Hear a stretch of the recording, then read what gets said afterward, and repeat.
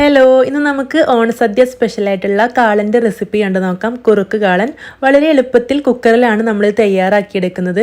കഴിക്കാൻ നല്ല ടേസ്റ്റുള്ള ഈസി ആയിട്ട് തയ്യാറാക്കിയിട്ടുള്ള ഈ ഒരു കുറുക്ക് കാളൻ എങ്ങനെയാണ് തയ്യാറാക്കുന്നതെന്ന് നമുക്ക് കണ്ടു നോക്കാം.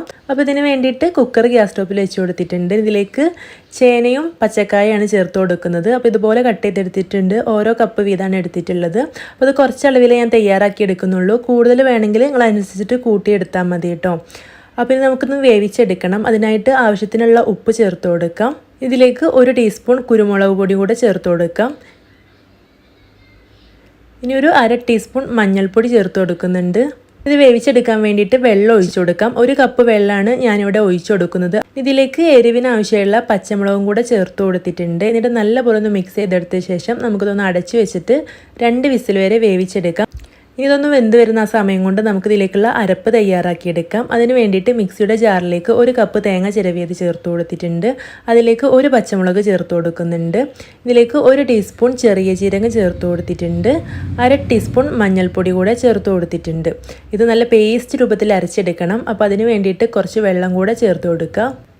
അപ്പോൾ കുറച്ച് വെള്ളം കൂടെ ചേർത്ത് കൊടുത്തിട്ടുണ്ട്. ഇനി നമുക്കിത് അരച്ചെടുത്ത് കൊണ്ടുവരാം. ഇവിടെ കുക്കർ ആവിയെല്ലാം പോയ ശേഷം തുറന്ന് നോക്കാം. അപ്പോൾ ഇതിവിടെ വെന്ത് വന്നിട്ടുണ്ട്. ഇത് ഒരുപാട് വെള്ളം ഉണ്ടെങ്കിൽ ഒന്ന് ഹൈ ഫ്ലെയിമിൽ ഇട്ടിട്ട് ആ വെള്ളം ഒന്ന് വറ്റിച്ചെടുക്കാം. നല്ലപോലെ ഒന്ന് മിക്സ് ചെയ്തെടുക്കാം. മിക്സ് ചെയ്തെടുക്കുമ്പോൾ തന്നെ ഇത് ചെറുതായിട്ട് ഇതുപോലെ ഉടഞ്ഞു കിട്ടും. അപ്പോൾ ഇത്രയും മതിയാവും, ഫുള്ളായിട്ട് ഉടച്ചെടുക്കരുത് കേട്ടോ. ഇനി ഇത് നമുക്കൊരു പാനിലേക്ക് മാറ്റാം. എന്നിട്ട് നമ്മൾ അരച്ച് വെച്ചിട്ടുള്ള തേങ്ങാരപ്പ് ഇതിലേക്ക് ചേർത്ത് കൊടുക്കാം. എന്നിട്ട് നല്ലപോലെ ഒന്ന് മിക്സ് ചെയ്തെടുത്തിട്ടുണ്ട്. ഇനി ആ മിക്സിയുടെ ജാറിലേക്ക് കുറച്ച് വെള്ളം ഒഴിച്ചു കൊടുത്തിട്ട് അതും കൂടെ ഇതിലേക്കൊന്ന് ഒഴിച്ചു കൊടുക്കാം. എന്നിട്ട് നല്ലപോലെ ഇളക്കിയിട്ട് ഇതൊന്ന് തിളപ്പിച്ചെടുക്കണം. അപ്പോൾ ഒരു 3-4 മിനിറ്റ് ഒന്ന് ഇളക്കി കൊടുത്തിട്ട് തിളപ്പിച്ചെടുക്കാം. അപ്പോൾ ഇതുപോലെ ചെറുതായിട്ട് തിളച്ച് വരണം. ആ ഒരു സമയത്ത് നമുക്കിതിലേക്ക് തൈര് ചേർത്ത് കൊടുക്കണം. അപ്പോൾ തൈര് പുളിക്കനുസരിച്ചിട്ട് കൂട്ടിയും കുറച്ചൊക്കെ കൊടുക്കുക. ഞാനിവിടെ ഒരു 1/4 കപ്പ് തൈര് ചേർത്ത് കൊടുത്തിട്ടുണ്ട്. നല്ല കട്ട തൈര് തന്നെ ചേർത്ത് കൊടുക്കുക കേട്ടോ.